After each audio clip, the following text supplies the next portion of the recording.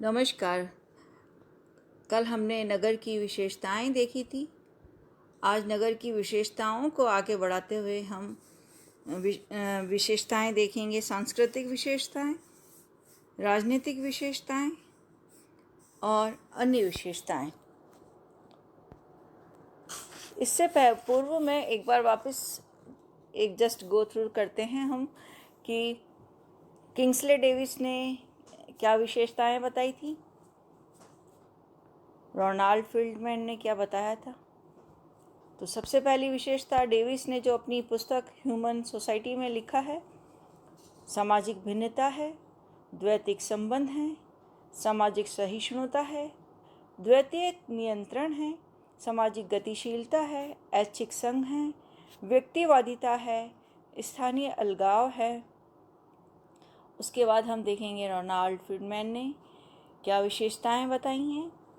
उन्होंने बोला है कि समूहों और व्यक्तियों के बीच कार्यात्मक अन्योन्याश्रितता। नेक्स्ट उन्होंने बताई अधिक जनसंख्या एवं अधिक जनघनत्व। नेक्स्ट है परिवार के कार्यों में कमी। नेक्स्ट है संदेश वाहन के साधनों की बहुलता, प्राथमिक संबंधों का अभाव, श्रम विभाजन एवं विशेषीकरण, नगरीय संस्कृति की परिवर्तनशील प्रकृति। उसके बाद हम देख रहे थे पार्क, बर्गेस, एंडरसन, जिमरमैन और सोरोकिन ने जो विशेषताएं बताई थी उन्हें हमने जनांकीय विशेषताओं के आधार पर जनसंख्या की अधिकता, जनसंख्या की विषम रूपता, स्वास्थ्य व मनोरंजन के केंद्र, आर्थिक विशेषताओं के रूप में आर्थिक विसामान्यता, आर्थिक गतिविधियों के केंद्र, श्रम विभाजन एवं विशेषीकरण। सामाजिक विशेषताओं में हमने देखी थी कि द्वैतिक संबंधों की प्रधानता रहती है नगरों में, सामाजिक गतिशीलता अधिक होती है, हित प्रधान सहनशीलता होती है, प्रदर्शनकारी व्यवहार रहता है और स्थानीय पृथकता रहती है। अब हम इसी कड़ी को आगे बढ़ाते हुए आज हम समझेंगे सांस्कृतिक विशेषता। सांस्कृतिक विशेषता नगरों की क्या है। सबसे पहला हम देखेंगे कि सांस्कृतिक विशेषता में हम देखेंगे सभ्यता के वाहक। नगरों को सभ्यता और संस्कृति का वाहक और कहा गया है क्योंकि विश्व की महान सभ्यताओं का केंद्र नगर ही रहे हैं। तक्षशिला हो, नालंदा हो, मोहनजोदाड़ो हो जैसी अनेक प्रकार की उच्च शैक्षणिक संस्थाएं भी यहीं रही हैं, जिन्होंने उच्च सभ्यता और संस्कृति का प्रचार प्रसार किया है। नगरों का विकास सभ्यता के विकास के साथ ही जुड़ा होता है। इस तरह से जो नगर हैं वो सभ्यता के वाहक हैं। दूसरा जो पॉइंट आता है वो है शिक्षा और संस्कृति के केंद्र। नगरों में विभिन्न प्रकार के शिक्षण संस्थाएं होती हैं। विद्यालय, महाविद्यालय, विश्वविद्यालय, चिकित्सा महाविद्यालय, engineering college, arts college, music, industrialisation से रिलेटेड प्रशिक्षण जैसा ITI है, इंजीनियरिंग कॉलेज में है, आदि विद्यालय और महाविद्यालय होते हैं, जिसमें विद्यार्थियों को अपनी रुचि के अनुसार प्रवेश दिया जाता है। कला, संगीत, साहित्य और संस्कृति ऐसी शिक्षाओं का, और आज हम देखें सबसे महत्वपूर्ण कंप्यूटर जैसी शिक्षाओं का जो विद्यालय हैं या हम कहेंगे जो इंस्टीट्यूट हैं वो नगरों में ही उपलब्ध होते हैं। इस प्रकार से नगर व्यक्ति के बहुमुखी व्यक्तित्व के विकास में सहायक होते हैं। और सबसे बड़ी बात कि रिसर्च वर्क भी नगरों में ही व्यक्ति करता है और व्यक्ति के ज्ञान का जो परिवर्तन होता है वो इसी के माध्यम से होता है। नेक्स्ट हम बात करते हैं फैशन की। फैशन जो नगरों में बहुतायत से हमें देखने को मिलता है क्योंकि नगर जो हैं वो आधुनिकता के पोषक हैं। अतः जो भी दुनिया में होता है उन सब गतिविधियों से नगर प्रभावित होते हैं और फैशन के प्रति नगरों में एक विशेष आकर्षण रहता है और हर क्षेत्र में नवीनता उनकी विशेषताएं होती हैं।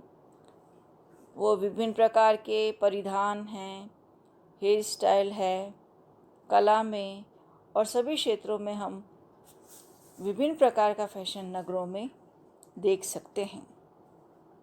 ये थी हमारी सांस्कृतिक विशेषताएं। अब आती हैं राजनीतिक विशेषताएं।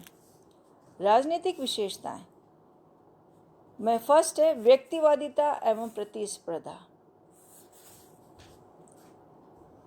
नगरीय जीवन में व्यक्तिवादिता अधिक पाई जाती है क्योंकि व्यक्ति का लक्ष्य होता है कि वो अपने आप में एक साधन संपन्न और एक अच्छा धनी बने और व्यक्ति इसके लिए ही चिंतन मनन करता रहता है। इस व्यक्तिवादिता के कारण आपस में प्रतिस्पर्धा की भावना नगरों में बहुत अधिक होती है। ये प्रतिस्पर्धा आर्थिक, सामाजिक, राजनीतिक, सांस्कृतिक, यहाँ तक कि पारिवारिक जीवन में भी देखी जाती है। इस संबंध में डेविस कहते हैं कि नगरीय समुदाय में व्यक्तिवादिता एक प्रमुख तत्व है। जैसे हमने पहले भी देखा था, डेविस की जो विशेषताएं देखी थी कि नगरीय समुदाय में व्यक्तिवादिता एक प्रमुख तत्व है। राजनीतिक विशेषताओं का दूसरा पॉइंट हम देखते हैं कि राजनीतिक गतिविधियों का केंद्र। नगर न केवल शिक्षा और संस्कृति का केंद्र है, उसके साथ साथ ये राजनीतिक गतिविधियों का महत्वपूर्ण केंद्र है क्योंकि विभिन्न राजनीतिक दलों के कार्यालय हमेशा नगरों में ही होते हैं और जो भावी नीतियाँ और कार्यक्रम निर्धारित होते हैं और उनको जो क्रियान्वित किया जाता है वो नगरों में ही किया जाता है। हम ये देखते हैं कि राजनीतिक आंदोलनों की जो जन्मस्थली है वो नगर ही होते हैं। ऐसे ही राजनीतिक जागरूकता भी यहाँ बहुत होती है। अन्य विशेषताओं में हम देखेंगे परिवहन व संचार। जैसा हम जानते ही हैं सबकी यातायात के साधनों की बहुलता नगरों में होती है। संचार सुविधाएं भी नगरों में अत्यधिक होती हैं। चाहे हम बस का देखें तो हमें हर तरह की बस सेवाएं उपलब्ध होती हैं, साथ ही रेल सेवाएं और साथ ही वायुयान सेवाएं भी हमें उपलब्ध होती हैं। संचार प्रणालियों में भी नगरों में अत्यधिक सक्रियता है। मोबाइल फ़ोन तो आज हर जगह पहुंच गए हैं। जैसे कोरियर सर्विस हम देखें, स्पीड पोस्ट हम देखें, इंटरनेट की फैसिलिटी जो हम देखें, वो नवीनतम साधन नगरों में बहुतायत से मिलते हैं। इससे यहाँ का जीवन बहुत ही व्यस्तपूर्ण और हर चीज़ बहुत जल्दी व्यक्ति की हो जाती है। नेक्स्ट हम देखेंगे तार्किक अभिवृत्ति। तार्किक अभिवृत्ति यानी रैशनल एटीट्यूड।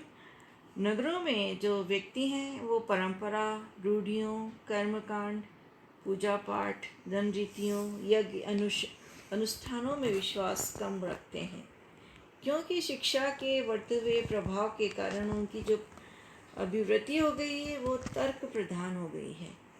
जब तक वो ये ना देख लें ये क्या है, कैसे है, क्यों है, इसको करने से क्या होगा, क्या नहीं होगा, यानी जब तक किसी भी तथ्य को किसी तर्क वितर्क द्वारा प्रमाणित ना कर लें तब तक उस पर विश्वास नहीं करते। धर्म का भी उनके जीवन में महत्व कम होता जा रहा है। यहाँ तक कि जो महत्वपूर्ण इकाई हम कहेंगे परिवार, उसका भी उनके जीवन में महत्व कम हो रहा है। व्यक्तिवादिता के कारण परिवार के स्थान पर आज वे लोग अपने स्वयं के प्रति अधिक जागरूक रहते हैं, सजग रहते हैं। नेक्स्ट हम देखते हैं सुरक्षा। सुरक्षा की दृष्टि से नगरीय जीवन में सुरक्षा की व्यवस्था बहुत अच्छी तरह से होती है, क्योंकि नगरीय जीवन अति व्यवस्थापूर्ण, तनाव और संघर्षों से भरा होता है। और इसी तनाव और संघर्षों से राहत दिलाने के लिए नगरों में पुलिस होती है, न्यायालय व्यवस्था होती है, सिक्योरिटी सिस्टम्स होते हैं, जिससे व्यक्ति को लूटपाट, चोरी, हत्या जैसे खतरों से मुक्ति मिलती है। वह अपना समय निश्चित होकर अपने कार्यों में लगा सकता है। इस तरह से हमने देखा कि नगर की ये विशेषताएं हैं। नेक्स्ट वीडियो में हम देखेंगे कि नगरों की क्या समस्याएं होती हैं। धन्यवाद।